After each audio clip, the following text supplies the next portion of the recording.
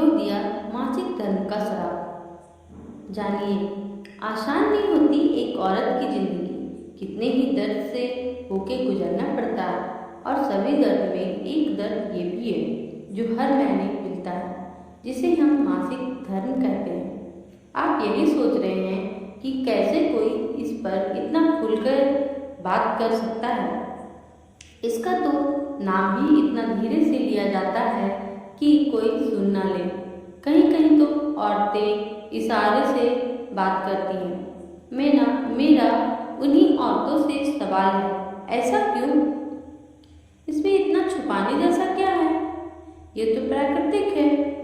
मैं ये भी नहीं कह रही कि हर जगह खुल के इसकी चर्चा की जाए, लेकिन बढ़ती हुई बच्चियों को इसकी जानकारी देनी चाहिए, जिससे वो अपने मासिक धर्म से जुड़ी समस्याओं को खुल के बता सके। एक औरत की जिंदगी का यही वो समय है जब उसे बहुत ज़्यादा प्यार, देखभाल और अपनेपन की ज़रूरत होती है। लेकिन कौन थे वो लोग जिन्होंने मनगढ़ंत अफवाहें फैलाई कि इस समय लड़कियां गंदी होती हैं, उन्हें छूना नहीं, उनसे बात नहीं करनी, उनका चेहरा नहीं देखना, उन्हें घर से अलग किसी कमरे में रखना और ना जाने क्या क्या। इतना भेदभाव, वो भी उस समय जब एक लड़की, एक औरत इतने दर्द से गुजर रही है। अनजान नहीं है कोई इस बात से कि मासिक धर्म के समय कितना असहनीय बेदर्द होता है। पैर तो ऐसे दर्द होते हैं जैसे मीलों चल के आए हों। कमर में इतना दर्द है जैसे किसी ने हजारों सुइयां चुभोई हो। सर अलग ही दर्द से फट रहा होता है।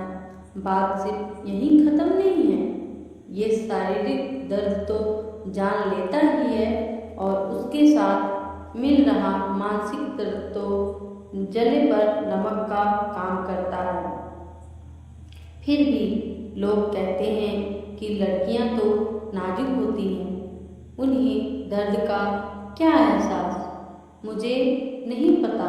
इसे पढ़ने के बाद और सुनने के बाद लोग मेरे बारे में क्या सोचेंगे। मैंने बस वही लिखा है जो सच है। मासिक धर्म यानी पीरियड्स को लेकर भागवत पुराण में एक कथा है। इंद्र ने खुद को ब्रह्मा हत्या के पाप से छुड़ाने के लिए अपने पाप का कुछ अंश स्त्री को दे दिया और महिलाओं को मासिक धर्म की यातना मिली। महिलाओं को हर महीने पीरियड्स यानी कि मासिक धर्म से गुजरना पड़ता है। आज के ज़माने में पीरियड्स के कई वैज्ञानिक कारण मौजूद हैं। हालांकि सदियों पुरानी पौराणिक कथाओं में भी इसका जिक्र मिलता है। भागवत पुराण के अनुसार इंद्रदेव की एक गलती की वजह से स्त्रियों को मासिक धर्म का वरदान मिला था। सुने पीरियड्स की पौराणिक कथा। भागवत पुराण के मुताबिक एक बार गुरु बृहस्पति इंद्रदेव से नाराज हो गए। असुरों ने इस मौके का फायदा उठाकर देवताओं पर आक्रमण कर दिया। राक्षसों ने देवताओं को हराकर इंद्रलोक पर कब्जा कर लिया। इंद्रदेव को मजबूरन अपना आसन छोड़ना पड़ा। वे मदद के लिए जगत गुरु ब्रह्मा के पास पहुंच गए। ब्रह्मा ने इसने समस्या के निवारण के लिए इंद्र को किसी ब्रह्मा ज्ञानी की सेवा करने के लिए कहा। ब्रह्मा के कहे अनुसार इंद्र एक ब्रह्मा ज्ञानी की सेवा करने लगे। उस ब्रह्मा ज्ञानी की माँ एक असुर थी। इंद्र इस बात से अनभिज्ञ थे। वह जो भी सामग्री ब्रह्मा ज्ञानी को चढ़ाते वह असुरों के पास चली जाती। इस तरह इंद्र की सेवा निष्फल साबित हो रही थी।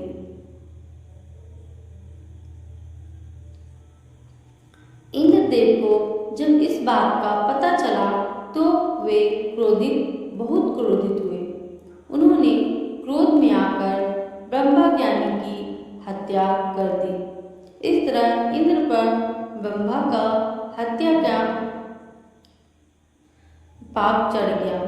वे जहाँ भी जाते ये पाप राक्षस के रूप में उनका पीछा करता। थक हार कर इंद्र एक फूल के अंदर समा गए और वहीं पर छिपकर भगवान विष्णु की आराधना करने लगे। कई सालों तक तपस्या करने के बाद विष्णु इंद्र से प्रसन्न हो गए। वे स्वयं इंद्र के समक्ष प्रकट हुए और उनसे वरदान मांगने के लिए कहा। इंद्रदेव ने विष्णु से उन्हें ब्रह्मा हत्या के पाप से मुक्ति दिलाने का वरदान मांगा। भगवान विष्णु ने कहा कि अगर इस पाप को वृक्ष, जल, धरती और स्त्री में बराबर बांट दिया जाए तो इंद्रदेव इससे मुक्त हो जाएंगे। इंद्रदेव इन चारों को मनाने की कोशिश में जुट गए। इंद्र ने वृक्ष, जल, धरती और स्त्री को अपने पाप का बराबर हिस्सा बांटने के लिए मनाया।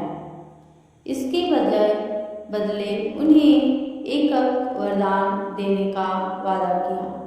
वृक्ष को इंद्र का पाप लेने के बदले अपने आप जीवित होने का वरदान मिला।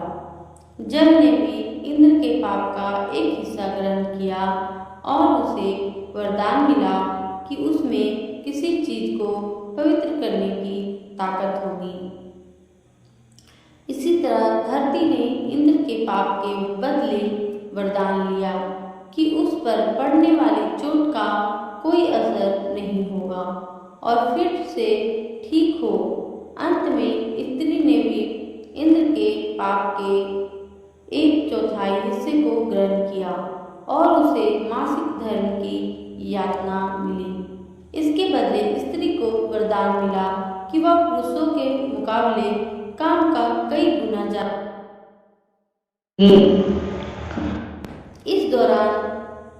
इस तरह हर महीने स्त्रियों को मासिक धर्म होता है। इस दौरान वे देवताओं की पूजा नहीं करती हैं। हालांकि ये पौराणिक कथा है। मासिक धर्म का वैज्ञानिक पहलू अलग है। विज्ञान में पीरियड्स को एक सामान्य जैविक प्रक्रिया माना जाता है जो महिलाओं को गर्भधारण करने के लिए तैयार करती है और इससे महिलाएं शारीरिक रूप से स्वस्थ रहती हैं। तो दोस्तों सखियों, आपको ये सब जानकर बहुत अच्छा लगा होगा। आप भी महसूस कर रही होंगी कि ये सब होता है। तो आपको हमारी कहानी अच्छी लगी होगी तो हमारे चैनल को लाइक करें, सब्सक्राइब करें और बेल आइकन जरूर दबाएं ताकि हमारी हर वीडियो आप तक पहुंचती रहे। तो धन्यवाद दोस्तों, मिलते हैं अगले वीडियो में। नमस्कार, राधे राधे।